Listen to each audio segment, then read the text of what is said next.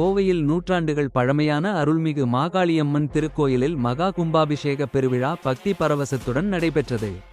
அறக்கட்டளை தலைவர் சந்திரசேகரன் தலைமையிலும், செயலாளர் வழக்குரைஞர் ஜெயசந்திரன், பொருளாளர் வனவாசன், துணைத் தலைவர்கள் கோபாலகிருஷ்ணன் மற்றும் உதயகுமார் ஆகியோர் முன்னிலையிலும் விழா சிறப்பாக நடைபெற்றது.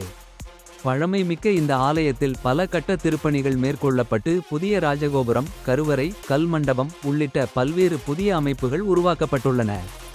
இதனை முன்னிட்டு கடந்த 27ஆம் தேதி முதல் யாகசாலை பூஜைகள், கணபதி ஹோமம், வாஸ்து சாந்தி, மகாலட்சுமி ஹோமம், நவக்கிரக ஹோமம் உள்ளிட்ட பல்வேறு சிறப்பு யாகங்கள் நடைபெற்றன. தொடர்ந்து தினமும் பக்தர்களுக்காக அன்னதானமும் வழங்கப்பட்டது. இவ்விழாவின் ஒரு பகுதியாக நடைபெற்ற பவளக்கொடி கும்மி ஆட்டம், ஒயிலாட்டம் உள்ளிட்ட தமிழர் பாரம்பரிய கலை நிகழ்ச்சிகள் பக்தர்கள் மற்றும் பொதுமக்களை வெகுவாக கவர்ந்தன.